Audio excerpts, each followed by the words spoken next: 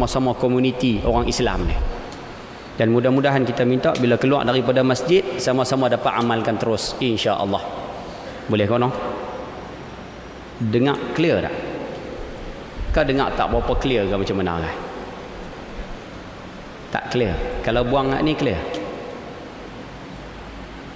Tak ada respon pun nampak gaya. Buang macam ni lagi clear no? Baik, kalau gitu saya tak payah pakai lah yang ni. Baik. Petang ni saya nak bawa satu hadis sahih, riwayat daripada 5 orang perawi hadis. Diriwayatkan oleh Imam Abu Dawud, Imam Nasa'i, Imam Turmuzi, Imam Ibnu Majah dan Imam Ahmad bin Hanbal. Yang tidak meriwayatkan hadis ini, yang tak riwayat hadis ini 2 orang sahaja, Imam Bukhari dan Imam Muslim. Sebab itu hadis ini disebut rawahul khamsah, diriwayatkan oleh 5 orang periwayat hadis. Baik.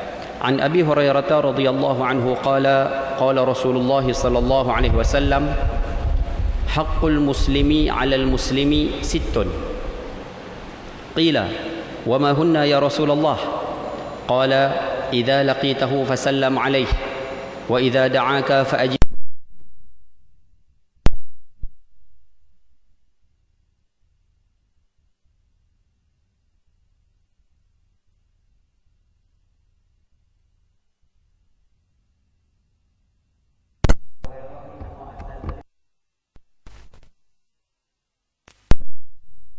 Bila dia masuk Islam, Nabi SAW tukarkan nama beliau kepada Abdul Rahman.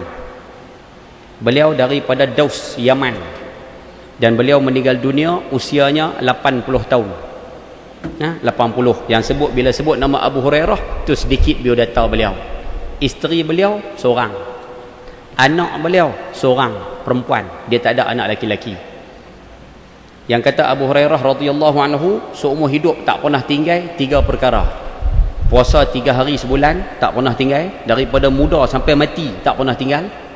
Kemudian yang kedua, semayang witir tak pernah tinggal. Yang ketiga, semayang duha tak pernah tinggal. Ini yang dikatakan Abu Hurairah radhiyallahu anhu. Beliau adalah sahabat yang paling banyak hafal hadis Nabi sallallahu alaihi wasallam. Ini diakui sendiri oleh Imam Bukhari, diakui sendiri oleh Imamuna Asy-Syafi'i rahimahullahu taala. Sahabat yang paling banyak hafal hadis Abu Hurairah. Dialah yang meriwayatkan hadis yang kita nak bincang petang ni. Baik. Daripada Abu Hurairah radhiyallahu anhu, Nabi sallallahu alaihi wasallam bersabda, hak ataupun tanggungjawab orang Islam kepada orang Islam yang lain ada 6 perkara. Kita orang Islam, bila kita duduk dalam masyarakat komuniti orang Islam, bila duduk dalam kumpulan orang Islam, ada 6 benda kita kena bagi kepada orang tersebut. Kalau kata orang tersebut Islam, ada 6 benda kita kena bagi pada dia. Kalau kata dia tu Islam, ada 6 hak kita kena bagi pada dia. Ada 6 tanggungjawab kita kena settle dengan dia tu.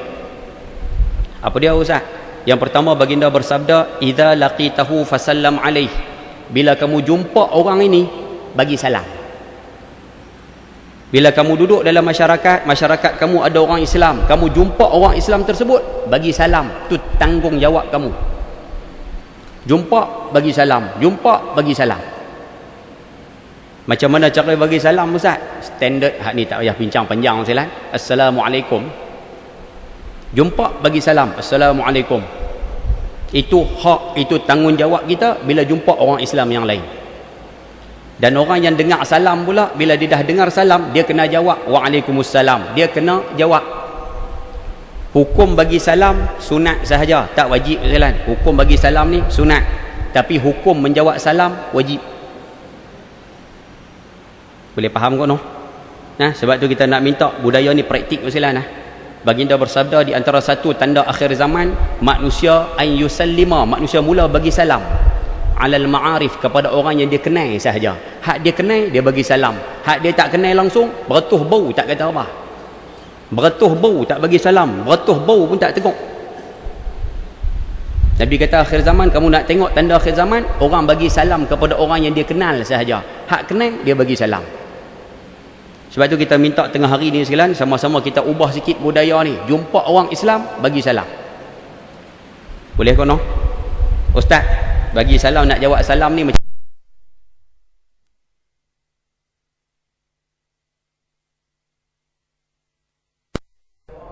kepada kamu, bagi tahiyah, bagi salam lah, senang terjemah. nak balas balik, jawab lebih panjang, lebih baik daripada yang dia bagi salam tu. Fahayyu bi ahsana minha, jawab lebih baik daripada hak bagi salam tu. Kawan bagi salam sebut assalamualaikum, kita yang dengar ni kena jawab waalaikumsalam warahmatullah, bagi lebih satu daripada dia.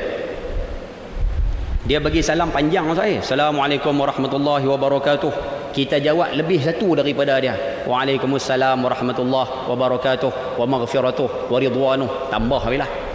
Yang penting bagi panjang daripada hak bagi salam tu. Boleh kau no? Tengah hari ni kena cerita macam ni Silan. Kalau bagi dalil panjang-panjang tu ngantuk. Boleh kau no? Kalau tak boleh nak bagi sama panjang Ustaz, tak boleh nak jawab lebih daripada hak dia bagi salam, jawab sama panjang. Awrudduha, jawab sama panjang macam mana dia bagi. Assalamualaikum, waalaikumsalam. Assalamualaikum warahmatullahi wabarakatuh, waalaikumsalam warahmatullahi wabarakatuh. Jawab bagi sama panjang. Yang kita tak nak Ustaz, orang bagi salam kepada kita panjang, tapi kita jawab pendek. Yang tu kita tak mau. Kawan tu bagi punya panjang, assalamualaikum warahmatullahi wabarakatuh, kita yang dengar jawab waalaikumsalam. Yang tu kita tak mau salah. Tu di antara satu contoh adab yang tidak baik, satu contoh akhlak yang tak baik. Orang bagi salam panjang, kita jawab pendek. Ulama ada mengatakan dalam satu kitab Al-Mustazraf fi Fanil Mustatraf, ulama ada sebut di antara tanda manusia yang Tuhan nak bagi dia hina atas dunia, Tuhan nak bagi dia tu hina atas dunia, Tuhan bagi dia tak ada ilmu, Tuhan bagi dia tak reti adab, dia tak reti akhlak tu lah.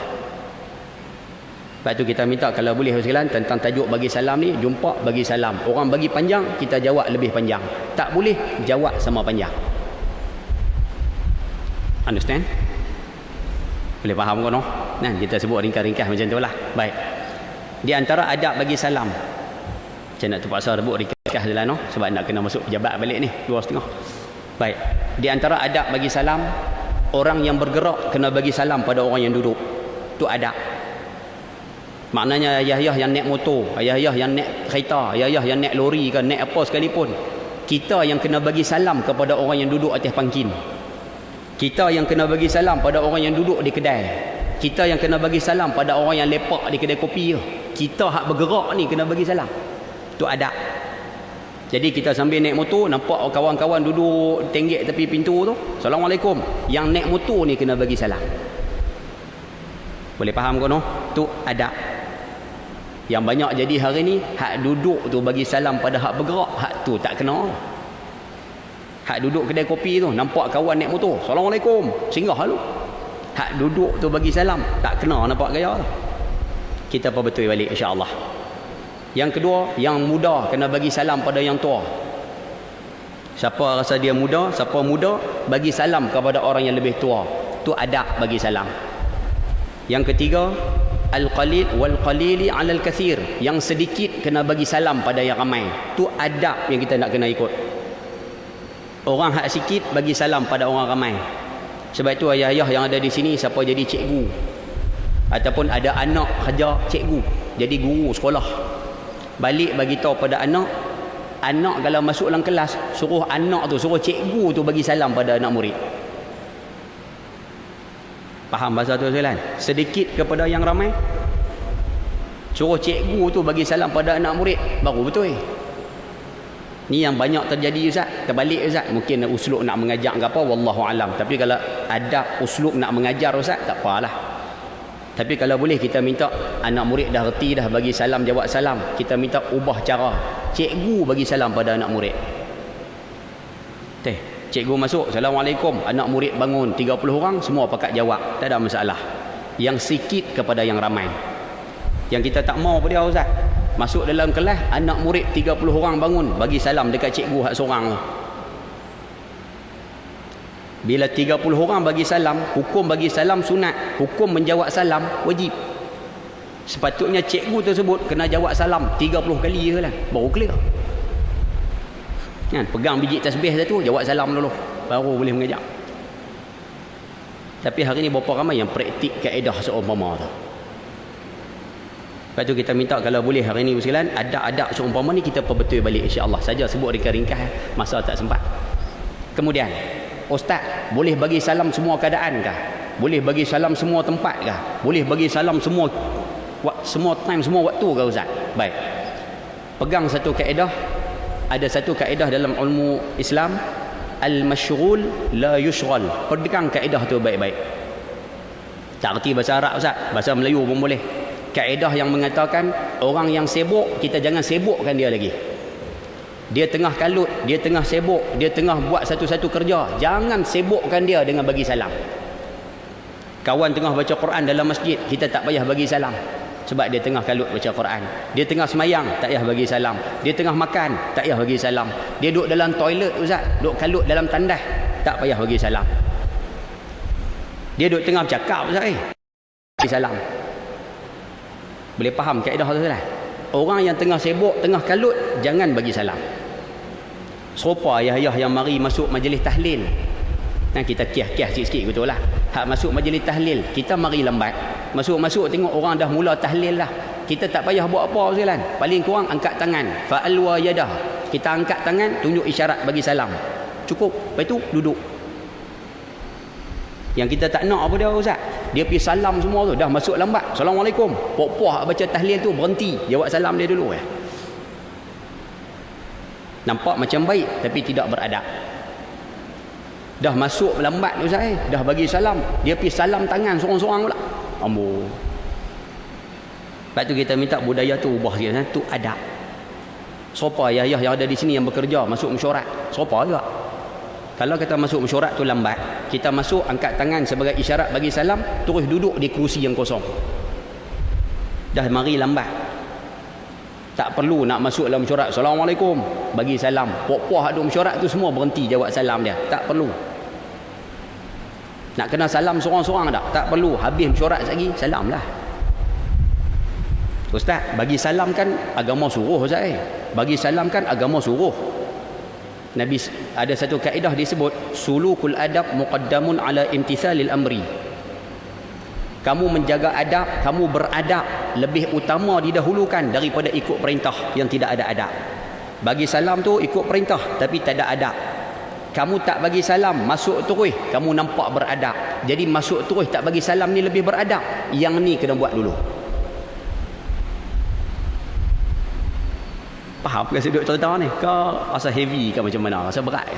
Boleh kau no? Takat mana faham boleh lah sekali. Dan kita nak minta praktik lah. Kemudian Ustaz, salam satu Malaysia macam mana Ustaz? Kan? Hal tu kita minta tak payah ucap pun tak apalah. Nah, tak payah ucap pun tak apalah sekali. Sebab nak jawab tu tak tahu nak jawab apa. Boleh kau no? Kan? Sebut sikit-sikit betul lah. Nah, tak payah sebut lah. Kalau nak sebut juga Ustaz, kita cadangkan jangan sebut kepada bukan Islam. Kerana salam tu nama Allah. Allahumma antas salam, ya Allah kamulah Tuhan yang bersifat dengan sifat assalam. Wa minkas salam, daripada kamu daripada datangnya keselamatan. Wa ilaika ya'udus salam, kepada kamu akan baliknya keselamatan. Fahyina rabbana bis salam, hidupkan kami dalam keadaan sejahtera, masukkan kami dalam syurga namanya Darussalam. Jadi salam tu nama Allah, jangan sebut kepada bukan Islam. Tu aja. Boleh kono sebut ringkas-ringkas macam tu. Baik. Jadi kita minta kalau boleh bersekalian masalah salam sama-sama praktik dalam kehidupan kita. Start daripada hari ini. Satu. Yang kedua, Nabi sebut kepada sahabat adab yang kedua, wa idza da'aka fa'jibhu, bila orang jemput kamu makan kenduri, pergi makan.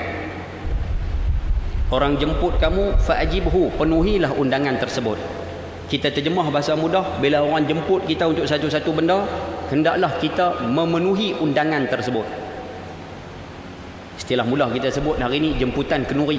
Orang jemput makan kenduri, kena pergi. Dan dalam Sahih Muslim ada disebut sekalian, kenduri yang wajib kita kena pergi ni satu ya. Yang wajib kena pergi satu ya. Kenduri kahwin. Nah, walimah kenduri kahwin. Kenduri kahwin wajib pergi. Lain daripada kenduri kahwin, arwah ke, kenduri tahlil ke, anak masuk universiti ke, dia nak pergi Mekah ke, saja bawa kenduri masuk rumah baru ke. Kenduri selain pada kenduri kahwin, hukumnya sunat kita pergi. Boleh faham cakap tu? Nah, kenduri kahwin wajib. Ustaz, pi kenduri kahwin ni Ustaz, wajib kena makan ke? Yang ni baru ni kami tanya Syekh Nuruddin Marbu Al-Banjari Al-Makki, tentang masalah ni sekalian. Syekh Nuruddin menjawab tentang masalah kenuri kahwin ni. Dia sebut kenuri kahwin ni kita wajib hadir. Kalau tak makan Ustaz, tak wajib makan. Makna kalau orang jemput kita waktu kita tengah berpuasa sekalian, contohlah bulan Syawal nanti puasa sunat 6 tu, sunat Syawal tu lah 6 hari. Waktu kami puasa sunat Syawal Ustaz, orang jemput makan kenuri Ustaz, pi makan kenuri. Tapi sampai di rumah kenuri tu tak payah makan lah sekalian, duduk sudahlah jumpa tuan rumah. Tapi sampul kena bawa lah. Kan, jangan tak bawa sampul pula. Sampul tu kena bawa lah, kena bagilah kat tuan rumah tu. Kan? Tapi kalau tak makan tak apa, tak ada masalah. Boleh faham cakap tu silang? Baik. Hukum pergi kenuri kahwin wajib. Tapi kadang-kadang hukum yang wajib ini kadang-kadang dia boleh gugur. Bila Ustaz? Bila kenuri yang kita pergi tu ada maksiat, masa tu gugur. Kenuri yang kita pergi tu bercampur antara perkara hak, perkara batil, masa tu kewajipan gugur. Kenuri yang kita pergi tu Ustaz, nampak caca merba Ustaz benda hak berdosa pun depa buat dalam tu, masa tu kewajipan pergi kenuri gugur. Contoh mudah kita boleh bagi, nak bagi faham. Sampai rumah kenuri tengok duk bersanding tengah-tengah laman. Siapa mari makan kenuri semua nampak anak dara, anak terona duk bersanding. Masa tu Ustaz, kewajipan makan kenuri gugur. Terjemah mudah, tak wajib dah makan kenuri ketika tu. Pasal tengok duk bersanding tengah-tengah laman. Semua yang mari makan kenuri semua nampak. Habis itu tak boleh bersanding ke Ustaz? Boleh. Kita cadang bersandinglah pukul 11.30. Masa tu orang belum datang. Kamu bersandinglah 11.30. Adik-beradik, saudara mara nak tangkap gambar apa? Silakan. Ataupun kalau nak bersanding pukul 2 petang, silakan. Buat di tempat yang agak tertutup. Adik-beradik, saudara mara terdekat, kawan-kawan pejabat, tak apalah. Tapi ini bersanding pukul 2 Ustaz. Yang mana mari makan kenuri kalau 200 orang waktu tersebut, 200 orang boleh tengok pengantin tersebut. Pengantin lelaki hari pertama lagi dapat cop dayus. Kerana dia membiarkan isteri dia ditonton oleh orang lain. Lepas tu kita minta budaya-budaya macam ni silan sama-sama ubah. Kalau kita makan kenuri tempat macam ni, kita minta wajib kenuri tu gugur.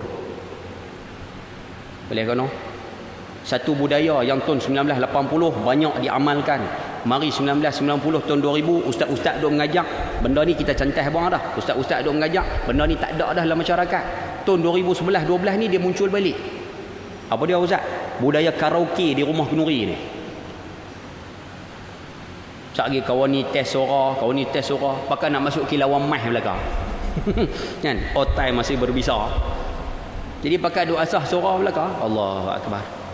Sebab itu kita cadang ayah-ayah, ibu-ibu sekalian, kalau makan kenuri tempat macam ni, kita cadang balik.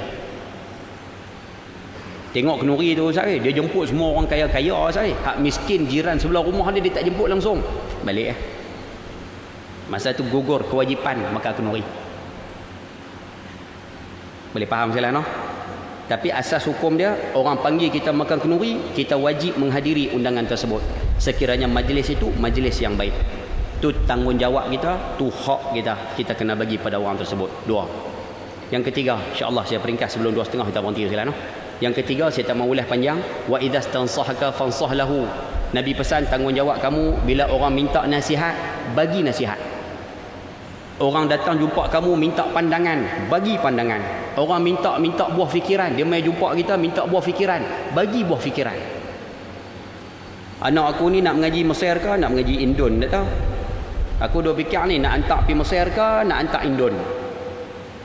Kalau hantar Mesir, lah Sisi pegang contoh. Ya, lah Sisi jadi presiden.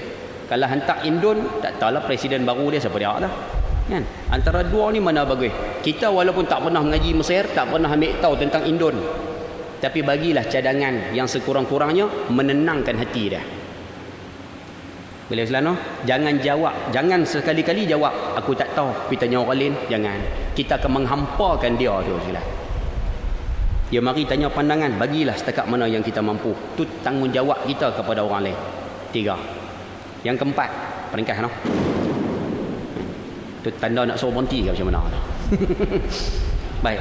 Yang keempat, baginda pesan wa idza atasa fahamidallah. Bila siapa-siapa di kalangan orang Islam bersin, dia bersin, fahamidallah, dia sebut nama Allah, alhamdulillah. Fashammithu, kita yang dengar orang bersin ni kena jawab yarhamkallah. Siapa-siapa yang bersin, dia orang Islam ustaz, dia bersin, dia sebut alhamdulillah. Kita yang dengar bersin ni sebut yarhamkallah.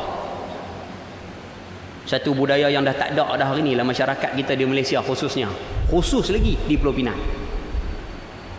Hak nak mana nak bersin, dia sebut alhamdulillah. Kita yang dengar ni, dia pergi ke dia. Apa salahnya sebut yarhamukallah? Malu saya, malu penama saya. Sebab tu kita minta budaya ni periduk balik. Orang bersin sebut alhamdulillah, kita yang mendengar jawab pada dia yarhamukallah. Dan orang yang bersin bila orang dah doa kepada dia, jawab balik yahdina wa yahdikumullah. Mudah-mudahan kami dan kamu akan mendapat hidayah daripada Allah. Ataupun dalam riwayat yang lain, yahdikumullah wa yuslihu balakum. Mudah-mudahan kamu mendapat petunjuk daripada Tuhan dan Allah perbaiki keadaan kamu. Tak boleh bahasa Arab Ustaz, bahasa Melayu pun boleh. Mudah-mudahan kita dapat petunjuk pun boleh juga. Boleh sila no? Ustaz, kalau orang tu bersin tak baca doa macam mana Ustaz? Dia tak sebut langsung alhamdulillah. Kami nak sebut dah yarhamkallah. Jawabnya tak payah. Kita sebut pada orang tersebut alhamdulillah. Cukup. Boleh sila no? Pernah dengar pengarang kitab Nasihat Agama Wasiat Iman? Kalau tak silap saya silan, insya-Allah mudah-mudahan la'alla wa asa. Pengarang kitab Nasihat Agama Wasiat Iman, Imam Abdullah bin Alawi Al-Haddad. Dia seorang ulama yang buta. Satu ketika dia naik kapal dengan anak-anak murid dia, ada seorang bersin di pantai. Di pantai tu ada orang bersin. Orang bersin tu sebut alhamdulillah. Dia yang duduk di atas kapal ni, dia jerit kuat-kuat, yarhamkallah, yarhamkallah. Anak murid dia tanya, Tuan Guru, kenapa Tuan Guru sebut yarhamkallah sedangkan orang bersin tu aja di sana? Tak sebut pun tak apa, jauh. Dia jawab mudah je. Dia kata aku mendoakan dia supaya dia mendoakan aku balik dengan doa yahdikumullah wa yuslihu balakum. Sebab itu Imam Abdullah bin Alawi Al-Haddad, dia di antara seorang manusia yang cukup menjaga bila orang bersin, dia akan doakan orang bersin.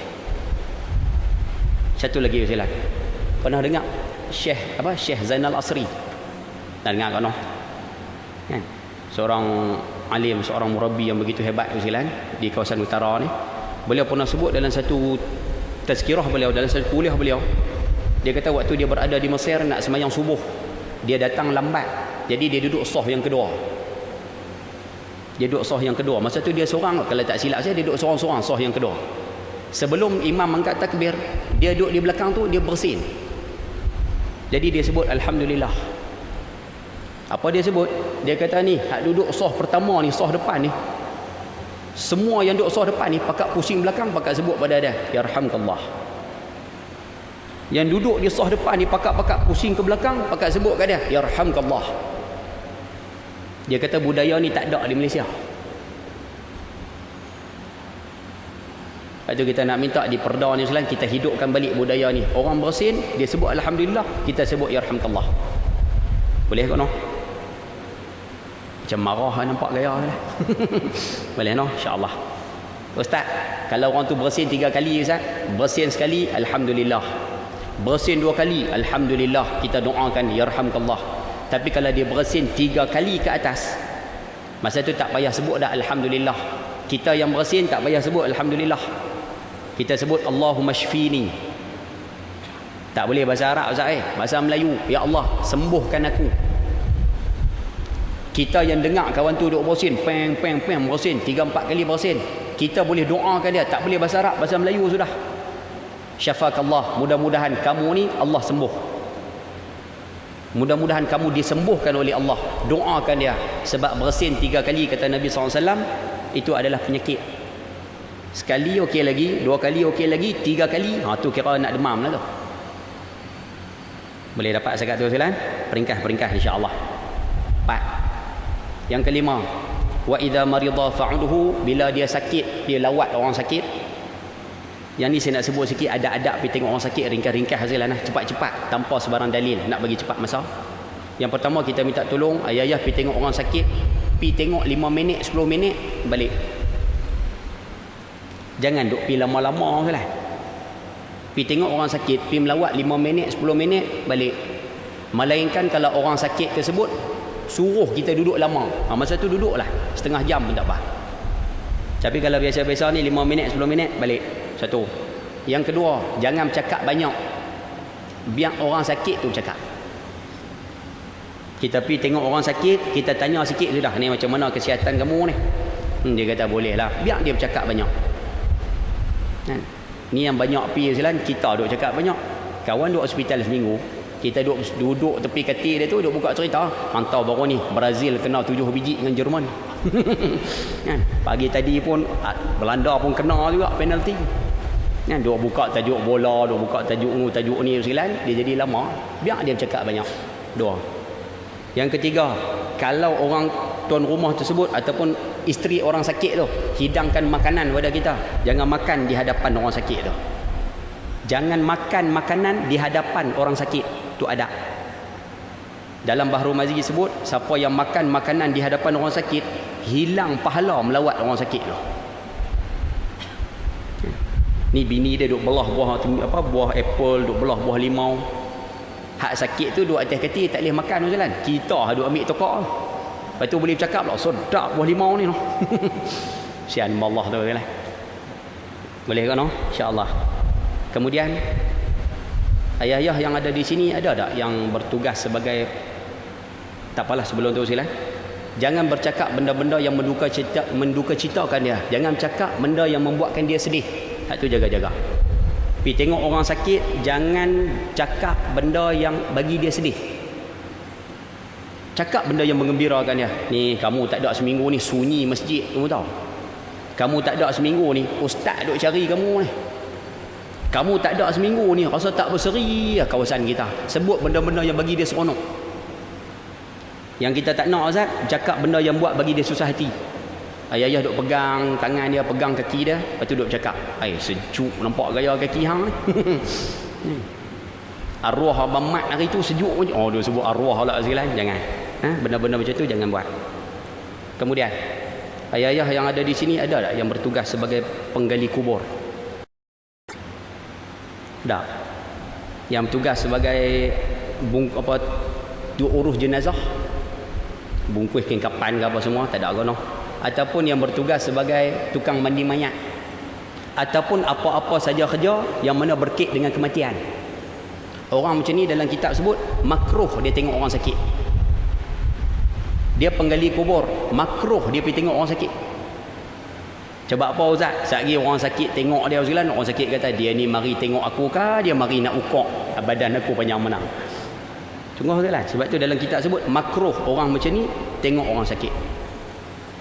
Tak maaf sekalian, tengah hari ni nak kena melawak sikit macam tu lah sekalian. Kita nak minta siapa yang terlibat pada dia tu ada tanda kematian, kita minta tolong, makruh dia ni pergi tengok orang sakit. Boleh no? Kemudian di antara adab orang sakit, ayah-ayah pergi melawat orang sakit, bagilah sampul sikit. Bagi duit lah, bagi duit sikit sekalian, meringankan beban dia. Bil hospital dia nak bayar. Seminggu tak bekerja, anak bini dia nak makan dan sebagainya, dia putus belanja, bagilah sedikit sebanyak sekalian. Dan orang sakit ni satu kelebihan mereka, sakit pilah macam mana pun, tapi waktu orang bagi duit dia mesti ambil sekalian. Tu kelebihan orang sakit lah. Sakit macam mana pun dia akan ambil juga duit kita lah. Jadi mudah sikit lah. Kita nak minta ringankan mereka. 5. Dan yang ke-6 sekalian, baginda mengatakan wa idza mata fa'tbi'hu, bila dia meninggal dunia ikutlah jenazah sahabat kita yang Islam tu. Sama ada nak tengok waktu mandi, nak tengok waktu kafan, nak tengok waktu semayang, atau nak ikut jenazah dia ketika mereka kubur, terpulang. Baik. 2 poin yang last ni, tengok orang sakit, lawat orang mati, saya simpulkan dalam satu hadis sahih riwayat Imam Muslim. Satu hari Nabi SAW tengah mengajak macam ni, Nabi tanya para sahabat, man at'ama minkumul yawma miskinan, siapa di kalangan kamu hari ni puasa? Sahabat seorang tak angkat tangan. Tiba-tiba Sayyidina Abu Bakar As-Siddiq angkat tangan, ana ya Rasulullah, aku puasa hari ni. Nabi tanya soalan yang kedua, man at'ama minkumul yawma miskinan, siapa hari ni jamu makan kepada orang miskin? Siapa hari ni buat kenduri pada orang miskin? Seorang tak angkat tangan. Sayyidina Abu Bakar angkat tangan, ana ya Rasulullah. Man ittaba'a minkum al-yawma janazatan, siapa hari ni pi tengok orang mati, siapa hari ni lawat orang mati, seorang tak angkat tangan, seolah-olah nak tunjukkan kepada kita hari itu tidak ada kematian di kota Madinah. Sayyidina Abu Bakar angkat tangan, ana ya Rasulullah. Makna Sayyidina Abu Bakar tengok kematian di luar kota Madinah hari itu. Nabi SAW tanya yang keempat, man ada minkumul yawma maridan, siapa hari ni pergi tengok orang sakit, seorang tak angkat tangan. Sayyidina Abu Bakar angkat, ana ya Rasulullah. Puasa, jamu makan orang miskin, tengok orang sakit, tengok orang mati, dua hal yang saya sebut tadi ada dalam hadis yang kita bincang tentang ni. Nabi sebut kepada para sahabat, majtama'na fi imri'in, siapa yang berhimpun empat benda ni pada satu individu, siapa yang pada satu-satu individu tu berhimpun empat amalan ni, bagi makan orang miskin, tengok orang mati, puasa, tengok orang sakit, siapa berhimpun empat benda ni pada satu orang, Nabi sebut illa dakhalal jannah, orang ni masuk syurga, orang ini masuk syurga. Allahu akbar sekalian. Sebab tu kita minta kalau boleh rebut tu sekalian. Dua daripada perbuatan Sayyidina Abu Bakar kita bahas petang ni dalam hadis hak dan tanggungjawab ni. Jadi saya ulang balik cara ringkas sekalian, nak bagi nampak, bagi ingat mudah. Hak orang Islam pada orang Islam yang lain dalam hadis ni ada 6. Yang pertama, jumpa bagi salam, satu. Yang kedua, bila orang jemput makan kenduri, pi tu maksud dia pergi memenuhi undangan. Orang minta nasihat, bagi nasihat. Orang bersin, dia sebut alhamdulillah, kita sebut yarhamkallah, jawab bersin tersebut. Bila dia sakit, pi tengok. Bila dia mati, pi lawat jenazah dia. Inilah 6 hak tanggungjawab kita bila duduk dalam masyarakat, seperti yang disebut oleh Nabi sallallahu alaihi wa ala alihi wasallam. Mudah-mudahan kita dapat amalkan dalam kehidupan kita, insya-Allah. Nah, mudah-mudahan sekalian. Dan mudah-mudahan kita minta Ramadan tahun ini Allah SWT bagikan kita kekuatan untuk menambah lipat gandakan amal ibadah kita. Mudah-mudahan amalan kita diterima oleh Allah Subhanahu wa taala, insya-Allah. Jadi saya rasa cukuplah sekadar tu untuk petang ini. Apa yang baik daripada Allah Subhanahu wa taala, yang buruk kelemahan saya sendiri. Mohon maaf terkasar bahasa, tersalah kata. Billahi taufiq wal hidayah. Assalamualaikum warahmatullahi wabarakatuh. Bismillahirrahmanirrahim. Alhamdulillahirabbil alamin wassalatu wassalamu ala asyrafil anbiya wal mursalin wa ala alihi washabihi ajma'in. اللهم ارزقنا فهم النبيين وحفظ المرسلين وإلهام الملائكة المقربين. اللهم اغفر لنا ذنوبنا ولوالدينا وارحمهم كما ربونا صغارا ولجميع المسلمين والمسلمات والمؤمنين والمؤمنات برحمتك يا أرحم الراحمين. والحمد لله رب العالمين. تقبل الله منكم.